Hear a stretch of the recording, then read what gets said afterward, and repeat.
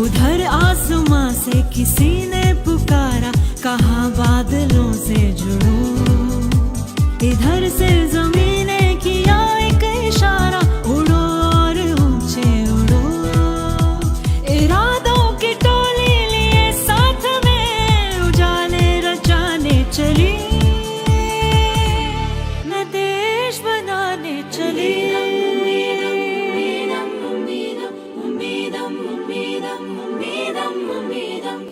मिर्जापुर की मिट्टी से निकली एक बुलंद आवाज, वो बेटी जिसके सर पर इसी संसदीय क्षेत्र का ताज।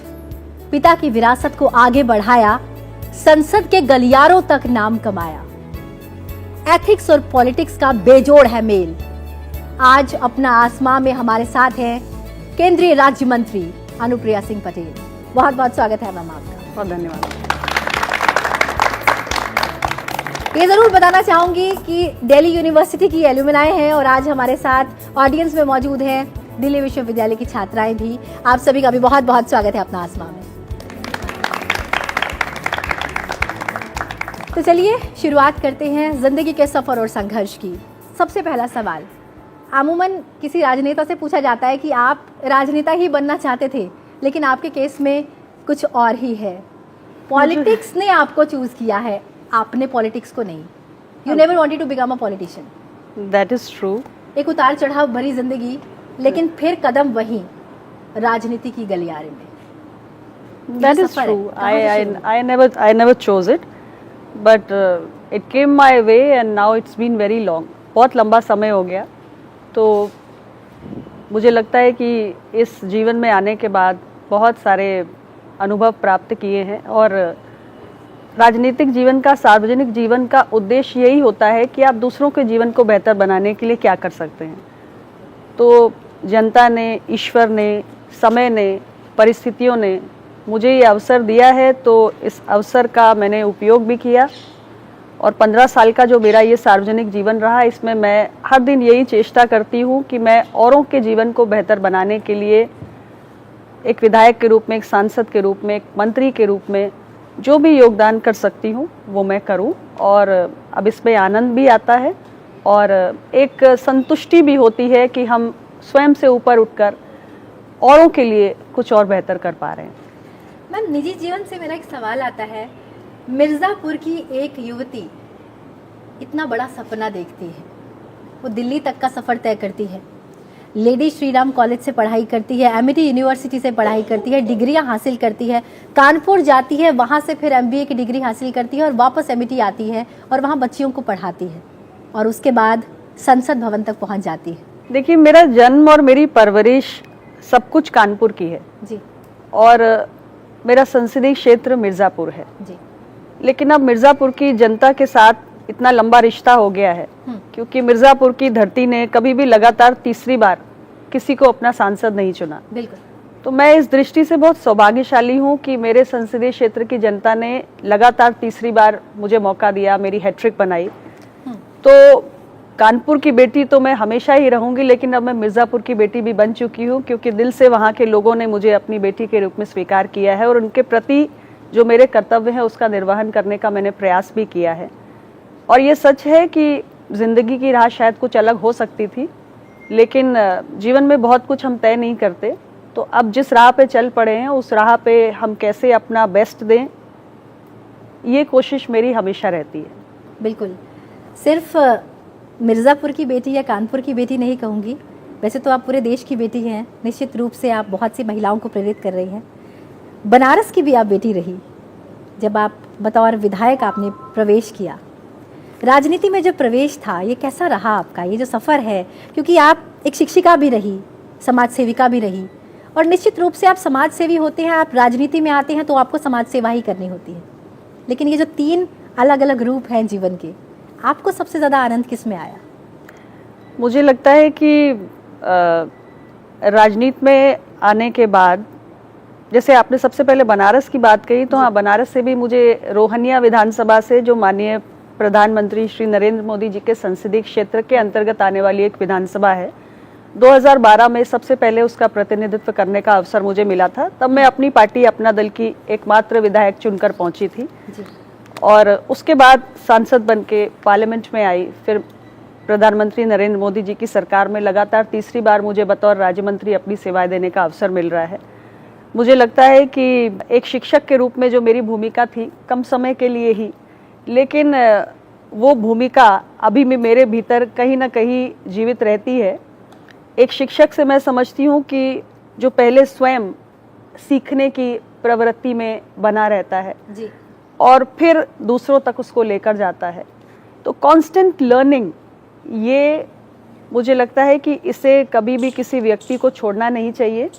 और वो कांस्टेंट लर्निंग मैं अपने इस एमपी के रोल में या मिनिस्टर के रोल में या एमएलए के रोल में भी लगातार करती रही हूँ, और उसका बेहतर से बेहतर उपयोग कैसे दूसरों के जीवन को प्रभावित करने के लिए हो सकता है, ये लगातार मैं कर रही हूँ। और मुझे लगता है कि एक टीचर का जो रोल था, ये कहीं ना कहीं उसका एक एक्सपेंशन ही हुआ है। बिल्कुल। क्योंकि अध्ययन के प्रति जब रुचि होती है तो उस रुचि को सार्वजनिक जीवन में भी हम उपयोग करें, और ज़्यादा से ज़्यादा जो हमारी सरकार की योजनाएं हैं, नीतियां हैं, कार्यक्रम हैं, उनको बेहतर ढंग से कैसे जनता तक पहुंचा सकें, उसको लाभान्वित कर सकें, इसका मैं उपयोग करती आई हूँ और करने में आनंद भी आता है। अच्छा मैम, बड़ी कन्फ्यूजन है, मनोविज्ञान, फिर बिजनेस स्टडीज़ और फिर राजनीति, तीनों का दूर दूर तक कहीं कोई मेल नहीं है। हाँ, इसीलिए तो मुझे लगता है कि बहुत रोचक हो जाता है, ये बहुत रोचक हो जाता है। क्योंकि सबसे पहले मैं समझती हूँ कि एज एन इंडिविजुअल हमारी अपनी ग्रोथ बहुत महत्वपूर्ण होती है। So first you grow as a person. और जब मैं मनोविज्ञान की छात्र रही, तब मैंने self awareness, self discovery, introspection, self growth, इसके महत्व को समझा। और आज ये बच्चे मेरे सामने बैठे हुए हैं दिल्ली यूनिवर्सिटी के, इनको मैं देखती हूँ तो मुझे अपना वो समय भी याद आता है जब मैं इनकी तरह 18-19 साल की थी, कॉलेज में थी। और उनके उस एज ग्रुप में जब आपकी पर्सनालिटी फॉर्म हो रही होती है, शेप हो रही होती है, उस समय इन बातों का बहुत महत्व होता है कि एज एन इंडिविजुअल हम अपनी पर्सनालिटी को, अपने व्यक्तित्व को कैसे शेप करते हैं। तो उस दृष्टि से मैं सोचती हूँ, तो मैं यही कहूँगी कि वो जो मेरा मनोविज्ञान के साथ एक रिश्ता रहा, उसका मेरी अपने व्यक्तित्व के घड़ने में एक बहुत बड़ी भूमिका रही है। और उसके कुछ लेसन्स मैं आज इन बच्चों को भी देना चाहूँगी। मैं इनको ज़रूर कहूँगी कि आप as an individual you have to embrace growth, यानी अपने आप को एक बेहतर इंसान बनाना है। उस प्रक्रिया को अभी आपको कभी भी कम प्रायोरिटी नहीं देनी है। आप बहुत सारे सब्जेक्ट्स, बहुत सारे स्किल्स, ये सब तो सीखते ही हैं इस उम्र में, but to grow yourself as a person, that is the most important thing. क्योंकि अपनी एनर्जी दूसरों को समझने में हम ज़्यादा लगाते हैं, करते हैं कि नहीं? डिस्कशन करने बैठेंगे तो किसी अन्य व्यक्ति के बारे में करेंगे। मैं आपको अपने जीवन का एक लेसन देना चाहती हूँ, जो मैं बहुत सारे आप जैसे उम्र के बच्चों से मिलती हूँ, तो मैं उनको हमेशा कहती हूँ कि आप अपनी एनर्जी को स्वयं पर फोकस करो। और जब मैं आपसे कहती हूँ एम्ब्रेस ग्रोथ, तो मैं आपको यही कहना चाहती हूँ कि एक तो लर्निंग, इसको कभी बंद नहीं करना चाहिए। जीवन में सीखने की कोई उम्र नहीं होती, और हम ताउम्र सीखते हैं, और हमेशा हमें कुछ नया सीखने की कोशिश करते रहना चाहिए। और फेलियर्स से कभी नहीं डरना, सेटबैक्स मिलते हैं। ये जो हमारी सेल्फ ग्रोथ की जो जर्नी होती है, उसमें हम को अपने कंफर्ट जोन से बाहर निकलना होता है। बहुत सारे ऐसे काम होते हैं जिनसे हम अंदर ही अंदर भयभीत होते हैं। हमें लगता है कि ये नहीं कर पाएंगे, ये करेंगे तो फेल हो जाएंगे, फेल हो गए तो क्या होगा, सोशल मॉकरी तो नहीं हो जाएगी, मेरे दोस्त तो नहीं मजाक बनाएंगे। बहुत सारे फियर्स होते हैं, लेकिन ज़िंदगी में कभी भी कुछ बड़ा और कुछ बेहतर हम अपने कंफर्ट जोन से बाहर आए बिना नहीं कर सकते। अपने फियर्स से हमें खुद लड़ना होता है। तो मैं आप सब बच्चों को ये ज़रूर कहना चाहूँगी कि अपनी growth as a person, as a human being, उस पर आपको ज़रूर ध्यान देना चाहिए। That is the most important thing for you. तो ये आप ज़रूर करिए कि कॉन्स्टेंटली इंट्रोस्पेक्ट करिए। इंट्रोस्पेक्ट करना कि आपको अपने थॉट्स, अपने फीलिंग्स, अपने बिहेवियर्स को कॉन्स्टेंटली एनालाइज करना है। दूसरों से ज़्यादा स्वयं को एनालाइज करिए, और अपने कंफर्ट जोन से बाहर निकल के परसिस्टेंस के साथ अपने पैशंस को फॉलो करिए and don't be afraid of setbacks. जिंदगी में हम कुछ भी करते हैं तो हमें सेटबैक्स मिलते हैं। ऐसा नहीं है कि मैं आपके सामने आज सांसद बन के या मंत्री बन के बैठी हूँ तो मैं कभी फेल नहीं करती, I also fail. But failures को सही स्पिरिट में लेना और फेलियर्स को हम रिस्पॉन्ड कैसे करते हैं वो ज़्यादा ज़रूरी होता है। That's a part of your self journey, your growth. So we will have failures in life, we will have setbacks in life, लेकिन हम कैसे उन सिचुएशंस में रिस्पॉन्ड करेंगे वो एबिलिटी आपको अपने अंदर बिल्डअप करनी है। Absolutely. और कभी भी दिमाग में ये मत सोचना कि हम कभी फेल करेंगे तो क्या हो जाएगा या हमको फेल नहीं करना चाहिए। मुझे लगता है फेल यानी FAIL की फुल फॉर्म होती है first attempt in learning. So we have learned a lot और हम लर्निंग से आगे बढ़ सकते हैं। मैम लेकिन आपने कहा कि बिल्कुल मैं तुम्हारी तरह थी, तो 18 साल की अनुप्रिया पटेल के क्या सपने थे? 18 साल की अनुप्रिया पटेल के क्या सपने थे, मुझे ये बताने में थोड़ी दिक्कत होगी क्योंकि पब्लिक लाइफ तो बिल्कुल नहीं था, ये कह सकती हूँ। लेकिन शायद अपना ही कुछ काम करती, लेकिन वो पब्लिक लाइफ वाला काम तो नहीं होता, इतना ज़रूर कह सकती हूँ। बहुत इंट्रोवर्ट मैं हमेशा से रही हूँ और अपने काम पर फोकस करना हमेशा मुझे अच्छा लगा है। जो भी करना है वो परफेक्शन के साथ करना है, जो भी करना है उसमें अपना बेस्ट आउटपुट देना है, इस अप्रोच के साथ हमेशा करती रही। और एकेडमिक ओरिएंटेशन हमेशा से था, तो पब्लिक लाइफ में तो नहीं होती लेकिन एकेडमिक ओरिएंटेशन वाले काम में ही होती, ऐसा मुझे लगता है। बिल्कुल मैम, 3 बार आपको मिर्ज़ापुर ने ताज पहनाया वहाँ की जनता ने। ये पहली बार हुआ है और ये भी पहली बार हुआ है कि जब इतनी यंग मिनिस्टर, सिर्फ 35 साल की उम्र में आपने मोदी 1.0 में बतौर मंत्री शपथ ली। जब एक यंग नेता, पुरुष हो महिला हो कोई भी हो, जब बहुत ही कम उम्र में जब आप सक्सेस की सीढ़ी चढ़ते हैं, क्या आपको बाकी लोग इतना सीरियसली लेते हैं? इस मामले में मैं कहूँगी कि there are all kinds of people, but ज़्यादा परसेंटेज उन लोगों का है जो आपको समझते हैं कि maybe she is just a one time wonder, ऐसा लोग सोचते हैं और आपको बहुत सीरियसली नहीं लेते हैं। और मुझे लगता है कि लोग आपको बहुत सीरियसली नहीं ले रहे हैं, इस बात को हमें दिल से नहीं लगाना चाहिए। Now this is also part of journey, मतलब ये भी एक पड़ाव होता है। शुरुआत से ही हमें कोई सीरियसली नहीं लेता, we have to constantly prove ourself, हमें कॉन्स्टेंटली परफॉर्म करना पड़ता है, सीखना पड़ता है।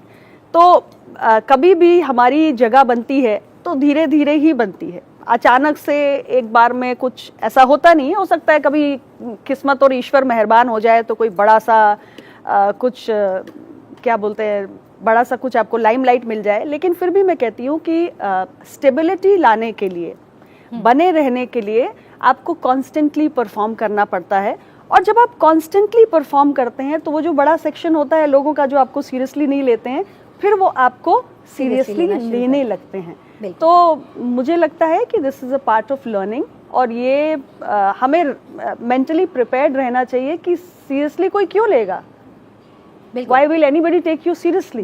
You have to create that position. आपको वो अपना स्थान बनाना पड़ता है, वो जगह बनानी पड़ती है, उसके लिए परिश्रम करना पड़ता है, उसके लिए त्याग करना पड़ता है, उसके लिए पसीना बहाना पड़ता है। और ज़िंदगी में कभी भी कोई सक्सेस का शॉर्टकट नहीं होता, मैं इस बात में भरोसा नहीं रखती। सक्सेस का सिर्फ एक ही मंत्र होता है कि आपको हार्डवर्क करना है, आपको परिश्रम करना है, आपको फेलियर्स के भी लिए भी रेडी रहना है। फेलियर्स के बाद उठ खड़े होने की हिम्मत भी आपने स्वयं अपने अंदर लानी है, और फिर आप दोबारा फेल करेंगे इसके लिए भी तैयार करना है अपने आप को। और डिस्पाइट फेलियर्स, डिस्पाइट सक्सेस, आपको एक समभाव के साथ लगे रहना चाहिए, इसके अलावा कोई मंत्र नहीं होता है। बिल्कुल, हवाओं के रुख तो बदलेंगे लेकिन आपको निरंतर चलना है। मिर्ज़ापुर की मैं बात कर रही थी, और मिर्ज़ापुर हर कोई इसलिए जानता है क्योंकि शायद उन्होंने उससे जुड़ी एक फिल्म देख ली है, सीरीज़ देख ली है। अब लोगों को ये समझ आता है कि मिर्ज़ापुर शायद यही है, लेकिन आज अगर मिर्ज़ापुर का नाम लिया जाता है तो आपका नाम उसके साथ जुड़ा हुआ आता है।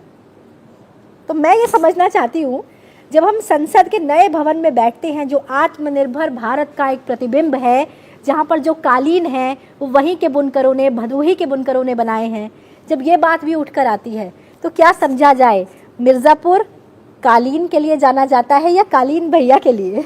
मिर्ज़ापुर किसी कालीन भैया के लिए नहीं जाना चाहता है, ये सिर्फ मनोरंजन के लिए, उसको देखिए, एंजॉय करिए, लेकिन मिर्ज़ापुर बहुत अलग है।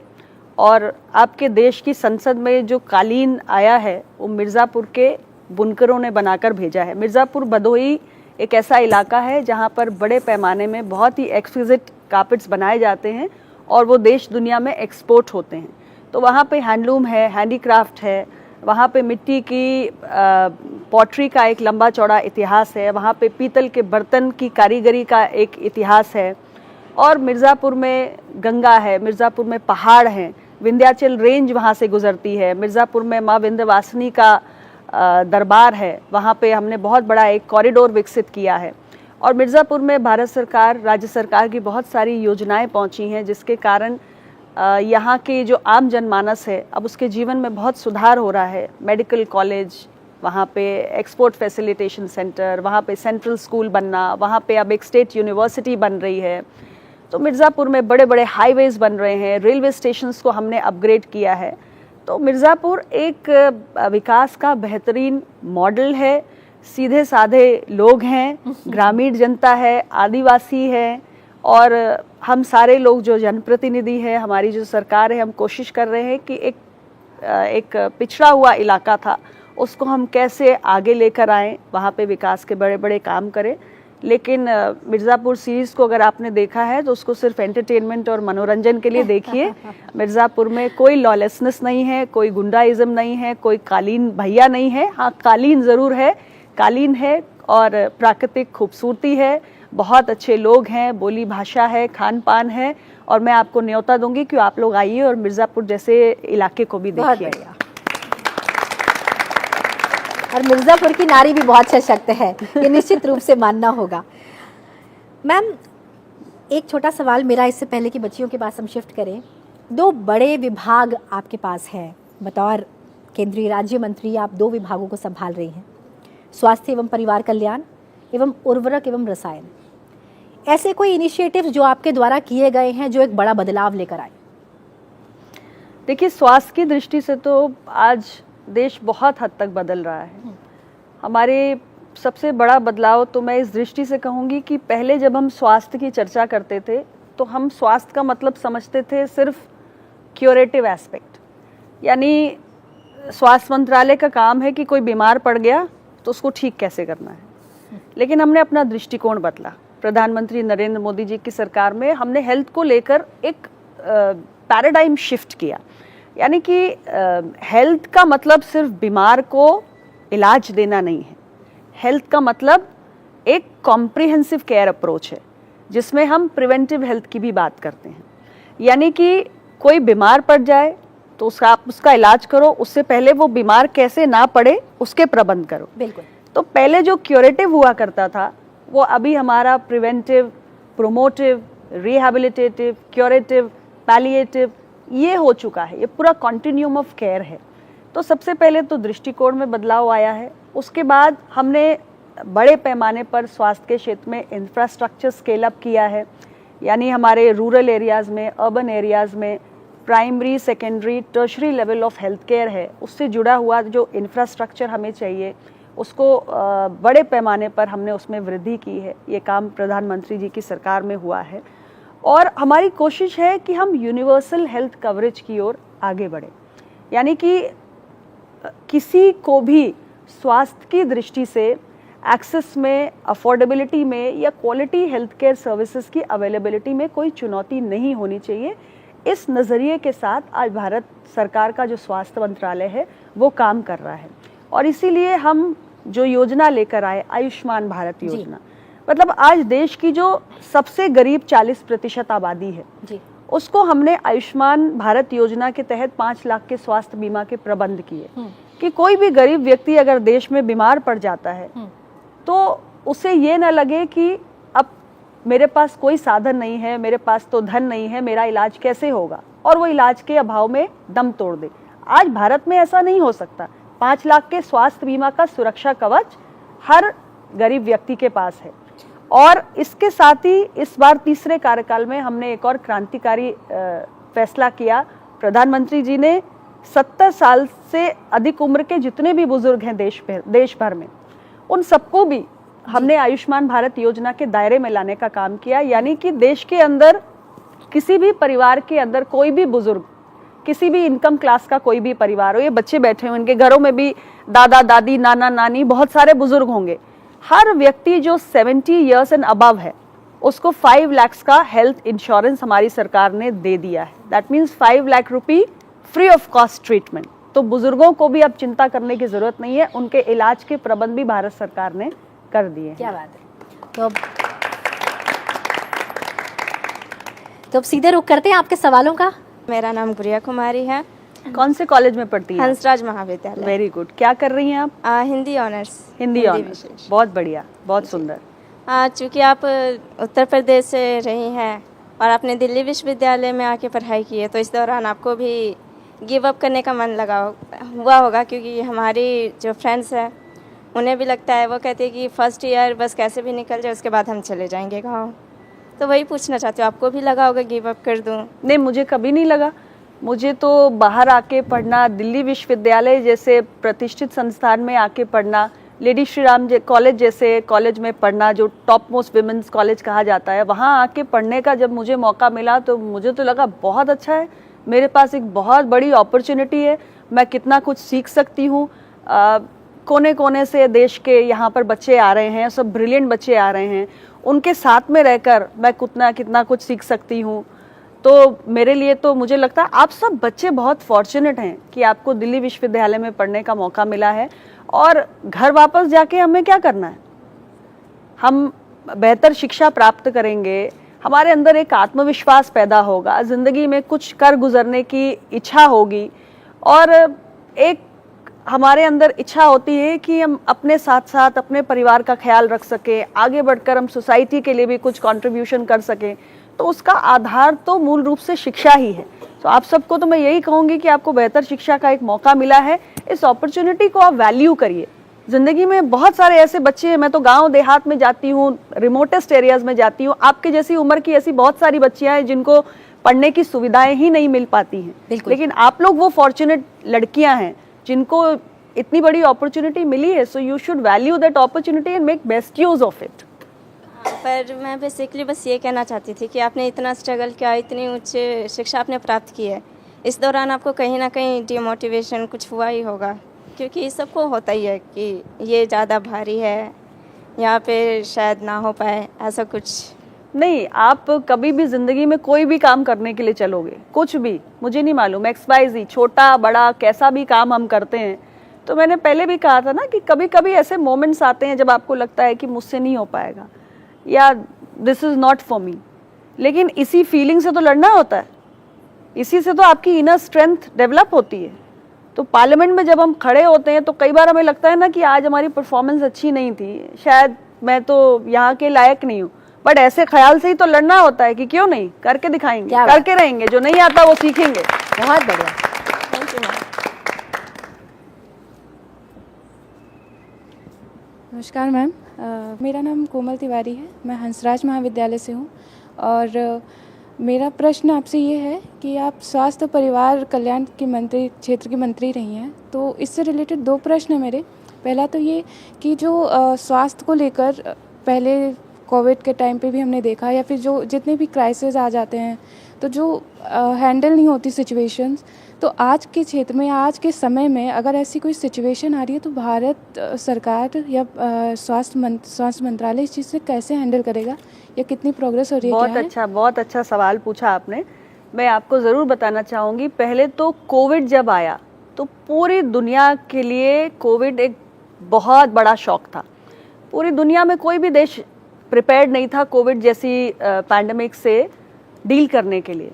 लेकिन उस समय में भी आप सोचिए कि भारत सरकार ने दुनिया के 150 देशों को मदद किया, मतलब वैक्सीन पहुंचाना, ज़रूरी दवाएं पहुंचाना, जब हम स्वयं इतनी बड़ी आबादी से जूझ रहे हैं। आप सोचो भारत की आबादी कितनी है, दुनिया के तमाम देशों की आबादी होती है 2 करोड़, 3 करोड़, 4 करोड़, 5 करोड़, 10 करोड़, भारत की कितनी है? हमारी 142 करोड़ है। इतनी बड़ी आबादी में पूरी दुनिया भर के देश बैठ के चिंता करते थे कि हम तो जो करेंगे सो करेंगे, भारत क्या करेगा।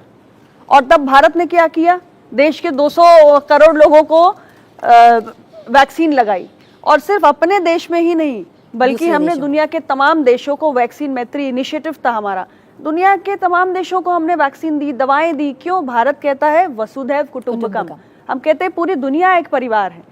एक दुनिया के एक हिस्से में कभी कोई समस्या होगी तो हमें ये दूर बैठ के नहीं सोचना चाहिए कि अरे हमसे तो बहुत दूर है, वहां समस्या है तो हम पर क्या फर्क पड़ेगा। दुनिया के किसी भी कोने में कोई भी समस्या होगी तो उसका प्रभाव हमारे ऊपर आएगा। इसलिए प्रधानमंत्री जी हमेशा कहते हैं कि जो भी ग्लोबल चैलेंजेस हैं, ग्लोबल चैलेंजेस के जो सोल्यूशंस है, जैसे क्लाइमेट चेंज है, जलवायु परिवर्तन है, ये पूरी दुनिया के लिए चुनौती है। अगर कोई एक देश सोचे कि मैं इसका सोल्यूशन निकाल लूं या किसी एक देश की जिम्मेदारी है, मेरी तो नहीं है, तो ऐसा नहीं है। क्लाइमेट चेंज अगर पूरी दुनिया के लिए एक चुनौती है तो उसका समाधान भी पूरी दुनिया को मिलकर निकालना है। यानी ग्लोबल चैलेंजेस के लिए ग्लोबल सॉल्यूशंस होना चाहिए। वर्ल्ड इज वन फैमिली, वसुधैव कुटुंबकम, इस भावना के साथ हम काम करते हैं। फिर आपने जो बात पूछी कि कोविड जैसी पैंडेमिक अगर दोबारा आ गई तो क्या करेंगे। कोविड जैसी पैंडेमिक से हमने बहुत सारे लेसन्स लिए। हमने बहुत सारे लेसन्स लिए कि 100 साल में पहली बार ऐसा हुआ और हमने बहुत सारी अपनी कमियों को विटनेस किया। तो आगे क्या करना, अगले 100 साल बाद हम नहीं रहेंगे लेकिन देश तो रहेगा ना। बिल्कुल, मोदी जी की सरकार नहीं रहेगी लेकिन देश रहेगा, देशवासी रहेंगे। तो उनके लिए क्या प्रबंध करने हैं वो हम अभी से करके जा रहे हैं।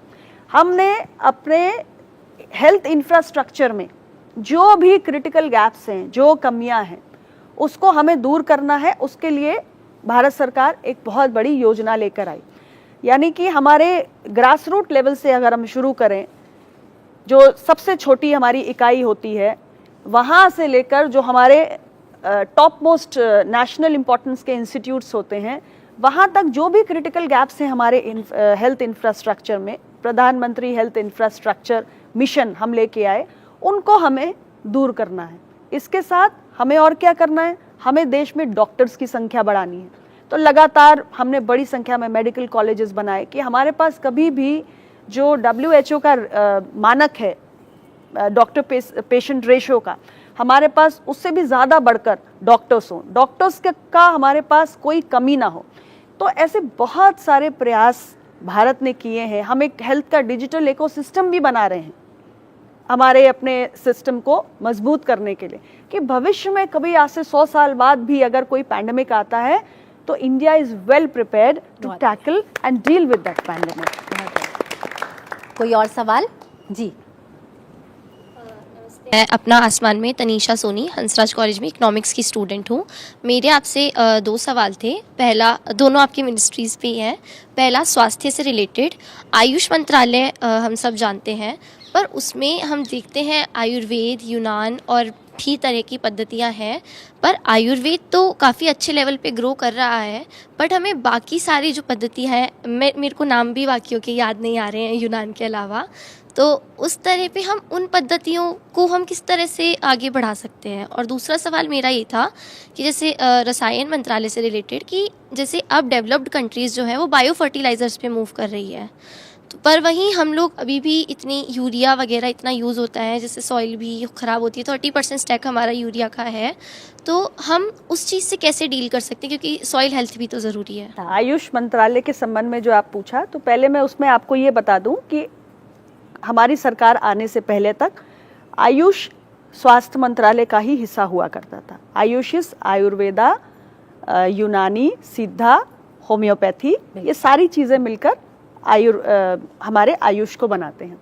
मोदी जी की सरकार के आने के बाद ये निर्णय हुआ कि आयुष को हम एक अलग मंत्रालय बनाएंगे। So now it is not a part of ministry of health and family welfare, लेकिन आयुष को हमने अलग मंत्रालय इसीलिए बनाया कि जो traditional Indian system of medicine है, जो हमारा पुरानी पद्धति, पारंपरिक पद्धति थी, उसको हमें कैसे फिर से रिवाइव करना है।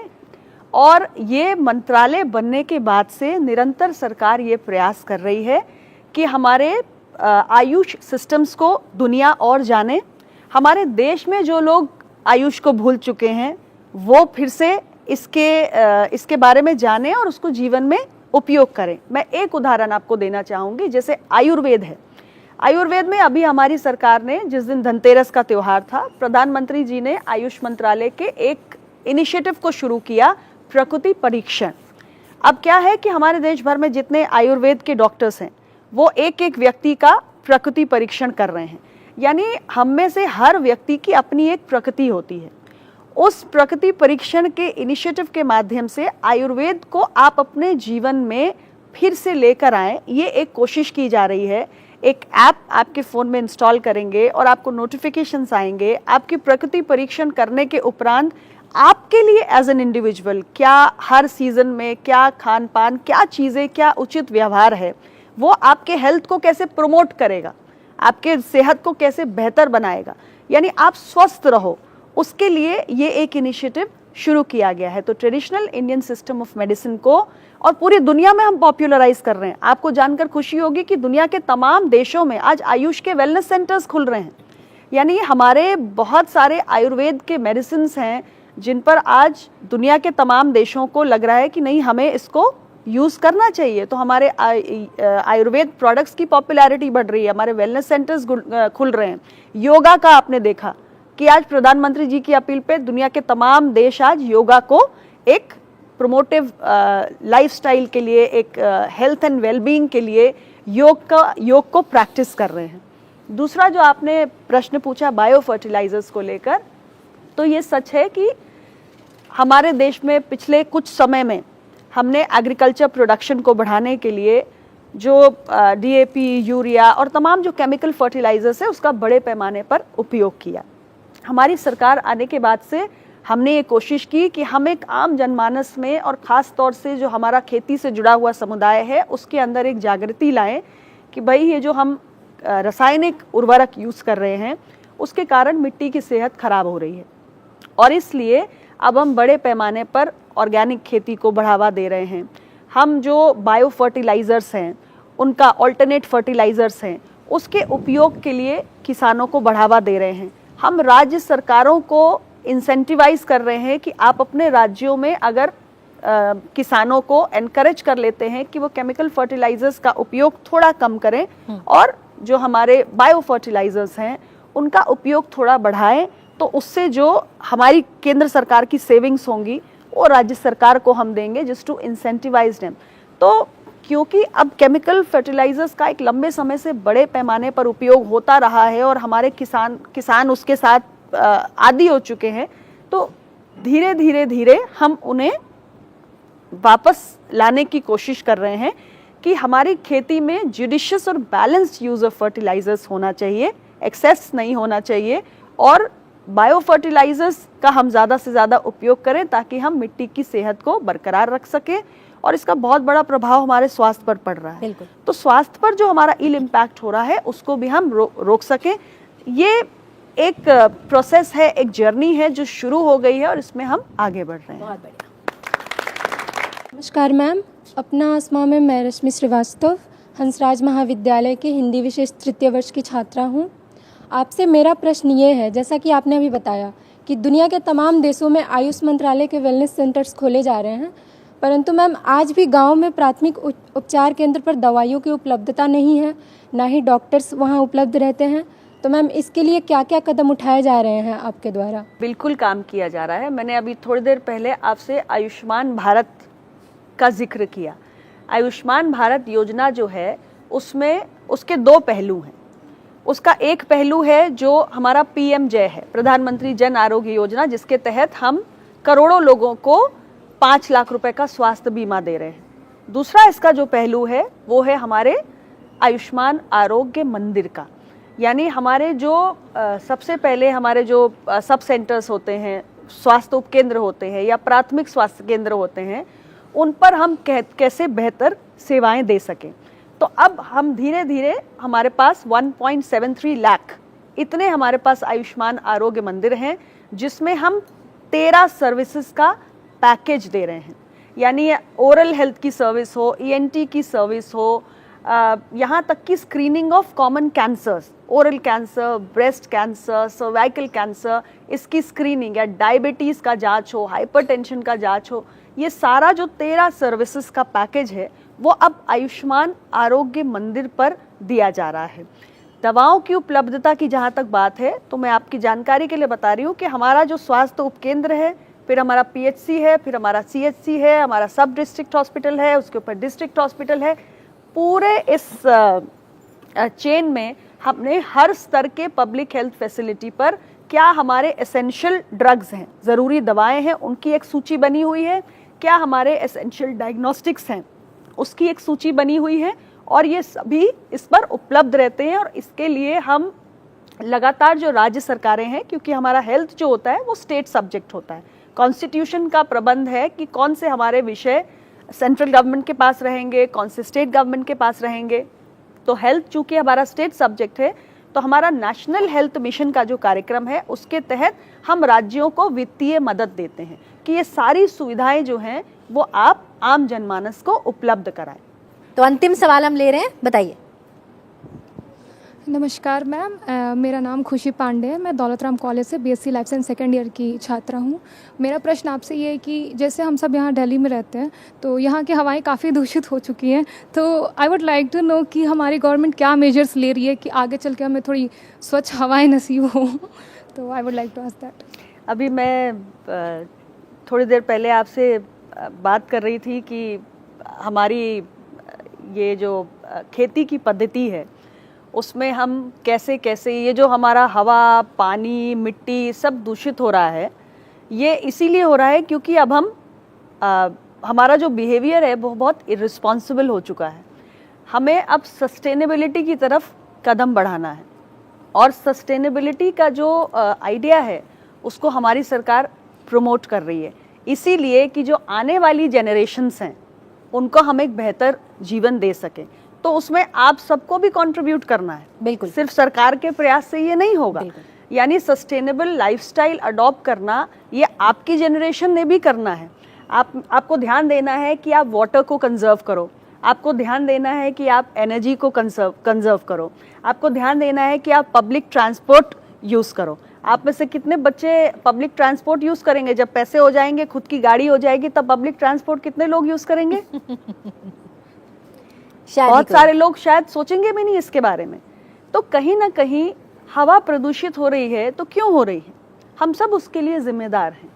तो सस्टेनेबल लाइफस्टाइल अडॉप्ट करना बहुत ज़रूरी है। हम कैसे हम शॉपिंग के लिए जाते हैं तो हमको अपने जूट बैग्स कैरी करना पसंद है?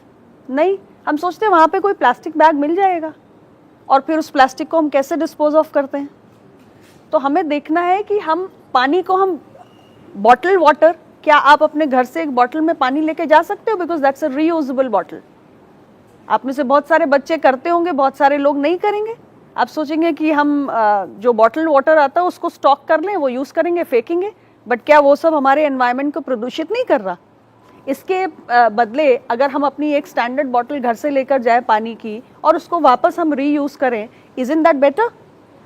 तो अगर हवा को, पानी को, मिट्टी को, हर चीज़ को प्रदूषण से बचाना है और आपके बाद में आने वाली पीढ़ियों को भी हमें एक बेहतर दुनिया देनी है, तो उसके लिए सस्टेनेबिलिटी यही मंत्र है, और उसे हमें अपने छोटे छोटे बिहेवियरल चेंजेस से उसको, उस आइडिया को पूरी तरीके से अडॉप्ट करना है अपने लाइफस्टाइल में। 142 करोड़ जनता है, 42 मंत्री इतनी जनता की जिम्मेदारी लेते हैं, लेकिन छोटे छोटे कदम अगर हम बढ़ाएंगे तो हम अपने देश में बहुत सुधार ला सकते हैं। सिर्फ नैतिक जिम्मेदारी समझने की बात है। मुझे लगता है कि आजकल लड़कियां बहुत सेंसिटिव हैं और हमें समझना भी चाहिए, क्योंकि आज का युवा कल का भविष्य है। अगर आप ये समझेंगे तो बदलाव निश्चित रूप से आ सकता है। बहुत बहुत धन्यवाद, आपने इतने अच्छे प्रश्न पूछे, बहुत बहुत धन्यवाद। आपको छोटे छोटे प्रश्न और छोटे छोटे उत्तर। अगर आज आप मंत्री ना होती, सांसद ना होती, राजनेता ना होती, तो क्या होती? Honestly I don't know. मुझे सच में नहीं पता। सबसे मुश्किल टर्निंग पॉइंट या सबसे डिफिकल्ट टाइम कौन सा था? डिफिकल्ट टाइम था when I lost my father and I got the reins of my party because I had absolutely no clue मुझे करना क्या है। That was the most difficult time आज भी for आपको me। प्राप्त है, आपकी पार्टी के नाम के आगे आपने उनका नाम लगाया है और आज भी उनका ये आशीर्वाद तो प्राप्त है। जनता की कृपा है और ईश्वर की कृपा है, लेकिन वो मेरे लिए बहुत मुश्किल दौर था क्योंकि मैं इतनी बड़ी जिम्मेदारी के लिए तैयार नहीं थी, और मुझे सच में ये पता नहीं था कि मैं कितना इसके साथ न्याय कर पाऊंगी। तो वो बहुत मुश्किल दौर था। और लेकिन ma'am hats off to you, आपने न्याय नहीं किया, सिर्फ आपने उसे बुलंदियों तक पहुंचा दिया, और उसके लिए सही में काबिले तारीफ है। सबसे ज़्यादा खुशी किस चीज़ में मिलती है आपको? मुझे सबसे ज़्यादा खुशी मिलती है छोटे बच्चों के साथ, specially infants. The moment I see an infant I have a smile on my face and I like spending time with babies. मुझे लगता है कि बेबीज़ आर वेरी प्योर और कोई एडल्ट्रेशन नहीं होता है and they bring an instant smile to me. So I love being with them. Happiest moment of life? Happiest नहीं, बट मेरे हैप्पी मोमेंट्स तो रोज़ ही हो जाते हैं. मतलब I am not somebody who waits for big things to arrive in my life. मैं ज़िंदगी की बहुत छोटी छोटी चीज़ों में खुश रहती हूँ और मैं आप बच्चों को भी कहना चाहूँगी बहुत बड़ा कुछ होगा तब मैं बहुत खुश होंगी. ऐसी चीज़ों का कभी आप इंतज़ार मत करिए. ज़िंदगी में रोज़ खुश होने के, स्माइल करने के बहुत मौके होते हैं और बहुत छोटी छोटी चीज़ों में खुशी होती है. मेरे लिए तो ऑनेस्टली जब मैं अपने घर में लॉन में बैठूं और मेरे सामने एक गिलहरी आके वो जो हमने दाना डाला होता है वो आके खाने लगती है ना, मुझे उसमें भी खुशी मिलती है. So I am a person who finds happiness in little pleasures of life. और मुझे लगता है कि ऐसे अगर आप खुशी पाना चाहेंगे तो रोज़ खुशी है और किसी बड़ी चीज़ का इंतजार करेंगे तो इंतजार करते करते कि ज़िंदगी गुजर जाएगी. तो ऐसा मत करिए. आपका पसंदीदा खाना? पसंदीदा खाना क्योंकि मैं शाकाहारी हूँ तो कुछ भी बस घर पे बना हुआ शाकाहारी खाना मुझे मिल जाए मैं उसमें खुश रहती हूँ. और मुझे मतलब बहुत पैकेज प्रोसेस्ड ये सब बिल्कुल पसंद नहीं है. मैं एकदम घर का बना हुआ ताज़ा और बिल्कुल जो सीजनल होता है वो खाने में खुश रहती हूँ और हर चीज़ खाती हूँ. मैं बच्चों को भी कहूँगी कि आपकी जो जनरेशन है बहुत ज़्यादा प्रोसेस्ड पैकेज ये सब खाने की कोशिश करती है. आपको फ्रेश खाना चाहिए, लोकली अवेलेबल सीजनल खाना खाना चाहिए, घर का बना खाना खाना चाहिए. सस्टेनेबल लाइफस्टाइल ये भी है. Ma'am, best compliment you have ever got? Best compliment is people से आई एम वेरी आर्टिकुलेट. तो मुझे लगता है बेस्ट तो कुछ नहीं है, मतलब कॉम्प्लीमेंट्स आते जाते मिलते रहते हैं, बट पीपल से दैट यू आर आर्टिकुलेट. तो मुझे लगता है शायद मैं अपनी बात ठीक से कह पा रही हूँ. मैम, नर्वसनेस होती है आपको कभी? हाँ, बहुत होती है. बहुत मौक़ों पर होती है. मैम, जनता के सामने अपनी बात रखनी होती है. कई बार हम संबोधित करते हैं, अपने भाषण देते हैं, लेकिन ज़िंदगी का कोई एक ऐसा भाषण होता है जो ज़िंदगी भर याद रह जाता है. कौन सा था वो? मुझे लगता है कि पिताजी के जाने के बाद हमने एक सर्वदलीय शोक सभा रखी थी और उस वक्त मुझे भाषण देने का कोई अनुभव नहीं था. और वहाँ जितने भी लोग आए हुए थे उन सब के बीच मुझे आग्रह किया गया कि बेटी के रूप में आप कुछ कहिए. तो मुझे लगता है उस वक्त क्योंकि भाषण तो मैं नहीं देती थी, लेकिन उस वक्त मैंने जो भी बोला दिल से वो बोला. मैंने दिल से बोला और लोगों को भी याद है, मुझे भी कुछ बातें याद हैं. लेकिन मेरे लिए वो भाषण नहीं था, मेरे लिए वो मेरे दिल की बात थी. क्या बात है. वैसे तो ये पूछना बेईमानी होगी कि आपको वक्त मिलता है, क्योंकि हम जानते हैं कि संसदीय कार्य, बहुत सारे मंत्रालय के कार्य, शायद ही आप खुद के लिए वक्त निकाल पाती हूँ. लेकिन अगर आप खुद के लिए वक्त निकालती हैं तो क्या करना पसंद करती हैं? Me time is very important. आप सब बच्चों को मैं कहूँगी कि जैसे जैसे बड़े होगे, जिम्मेदारियाँ बढ़ेंगी, मी टाइम का कॉन्सेप्ट चला जाएगा. अभी तो आपका मी टाइम होगा, अभी वो यंग गर्ल्स तो मी टाइम होगा, but even at this age I have my me time. क्योंकि मुझे लगता है कि वो मेरे मूड को अपलिफ्ट करने का, मेरे फोकस को इम्प्रूव करने का, मुझे डी स्ट्रेस करने का और मुझे री एनर्जाइज करने का एक बहुत बड़ा टूल है. मैं अपना मी टाइम कहीं ना कहीं से थोड़ा बहुत निकाल देती हूँ. मतलब मुझे अगर ऑनेस्टली किसी ठेले पर खड़े होकर भुट्टा खाना अच्छा लगता है तो आई डोंट केयर, मैं मंत्री हूँ, मैं अभी भी वो करती हूँ. मुझे बहुत छोटी छोटी चीज़ें जो मैं तब करती थी जब मैं आपके जैसी कॉलेज गोइंग लड़की थी, मैं वो चीज़ें आज भी करती हूँ. And a lot of times लोग मुझे देखते हैं and they are shocked, but I don't care because that gives me happiness. कभी हुआ है कि ऐसा आप कुछ कर रही हो और किसी ने बोला हो आप भी ऐसा करती हैं? हाँ, ऐसा बहुत होता है मेरे साथ, बट मुझे लगता है कि मुझे अच्छा लगता है तो मैं करूँगी बिकॉज दैट्स माई एनर्जी. तो आप लोग को भी मैं कहूँगी मी टाइम हमेशा रखो. अब मुझे नहीं मालूम आपको क्या पसंद है, आपको वॉक पे जाना पसंद है, आपको फ्रेंड्स के साथ मूवी देखना पसंद है, मुझे तो बस घर में बैठ के आधे घंटे शांति से मैं अपना एक कप चाय लेके बैठी हूँ, बस चाय पी रही हूँ ना, मेरा वही मी टाइम है, मैं उसी में खुश हो जाती हूँ। मैं अपने उस चाय के टाइम में भी कॉम्प्रोमाइज़ नहीं कर सकती। अभी हो गया सारे दिन का काम, भाई मेरे को आधा घंटा मेरी चाय के लिए चाहिए। तो मेरे लिए बहुत छोटी छोटी चीज़ें इंपॉर्टेंट है और बहुत बड़ी बड़ी चीज़ों में मैं विश्वास नहीं रखती। I do little things and I am very happy doing those things. Ma'am, परिवार, संसदीय क्षेत्र, संसद, मंत्रालय, इसी में ज़िंदगी बटी हुई है, लेकिन वर्क बैलेंस बहुत ज़रूरी है। कैसे मैनेज कर लेती हैं? हो जाता है। यू हैव टू प्लान के बिना आप प्रोसीड नहीं कर सकते। आपको प्लान करना पड़ता है क्योंकि हर पिलर इक्वली इम्पॉर्टेंट होता है। मेरी पार्लियामेंट्री कॉन्स्टिट्यूंसी की अलग इम्पॉर्टेंस है, पार्लियामेंट की अलग इम्पॉर्टेंस है, मिनिस्ट्री की अलग इम्पॉर्टेंस है, फिर मेरा अपनी पार्टी है उसके भी प्रोग्राम्स हैं, उनकी अलग इम्पॉर्टेंस, और इस सब के बीच में मैं खुद हूँ, वो तो सबसे ज़्यादा इम्पोर्टेंट है। तो आपको प्लान करना पड़ता है, प्रायोरिटाइज करना पड़ता है हर काम की रेलेवेंस को देखते हुए।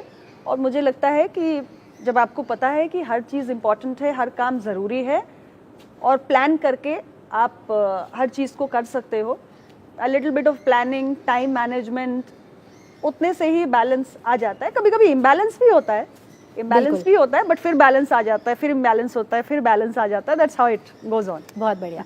मैम, अंतिम पड़ाव पर हम आ गए। हम कहते हैं ज़िंदगी बहुत खूबसूरत होती है, लेकिन महिलाएं उस ज़िंदगी को और खूबसूरत बना देती हैं, क्योंकि वही रंग भरती है, चाहे किसी भी रूप में भरे, माँ, बेटी, बहन, दोस्त, लेकिन वो रंग भर देती हैं। इसलिए हम कहते हैं कि अगर वो हैं तो लाइफ कलरफुल है, लाइफ सिस्टमैटिक है। आपके आने से पहले बच्चियों से मेरी बात हो रही थी, बहुत सी बच्चियों ने कहा हम बहुत इंट्रोवर्ट हैं, बोल नहीं पाते। आपसे बातचीत के दौरान आपने कहा कि मैं भी बहुत इंट्रोवर्ट थी, लेकिन आज आपको देख के नहीं लगता कि आप इंट्रोवर्ट हैं। आप खुलकर अपनी बात रखती हैं, जनता से बात करती हैं।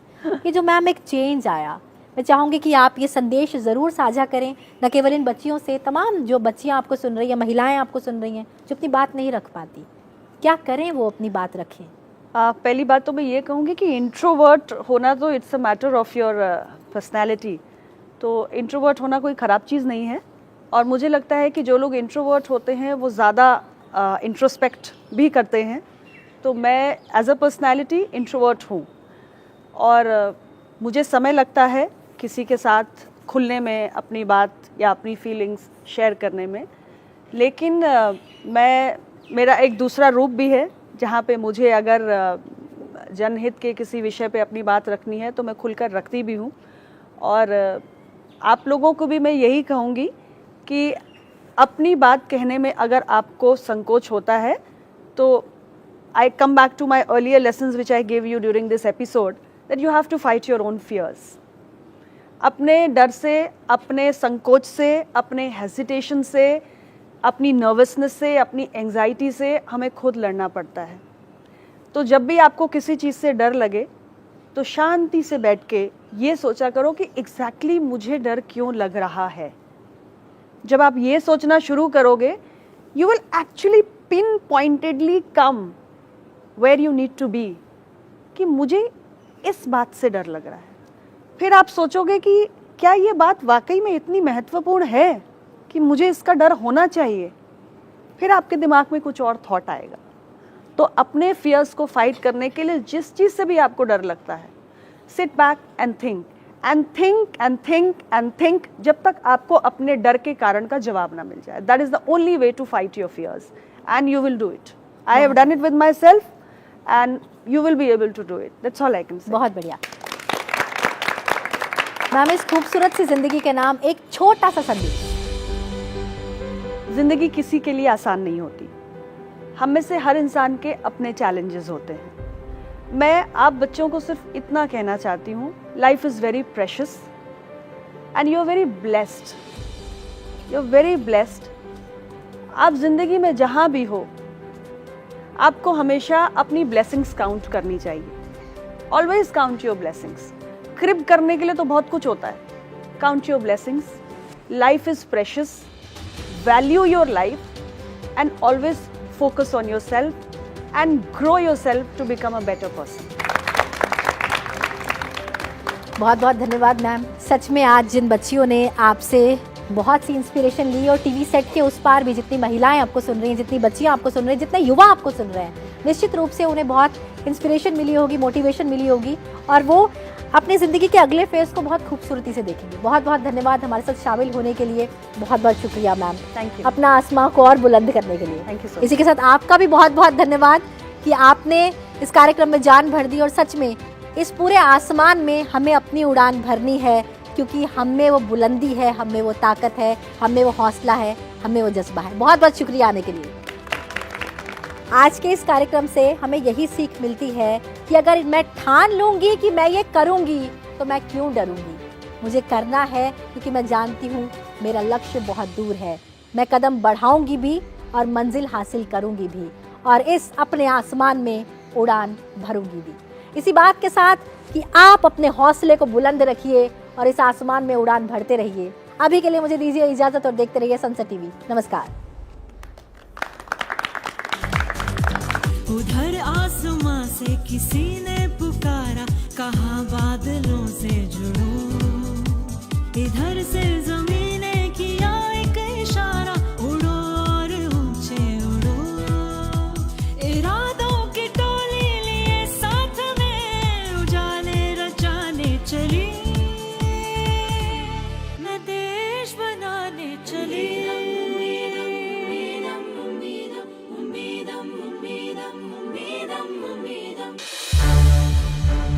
सनसेट टीवी के और भी प्रोग्राम्स देखने के लिए सब्सक्राइब करें हमारा YouTube चैनल और हाँ, इन्हें लाइक और शेयर करना ना भूलें।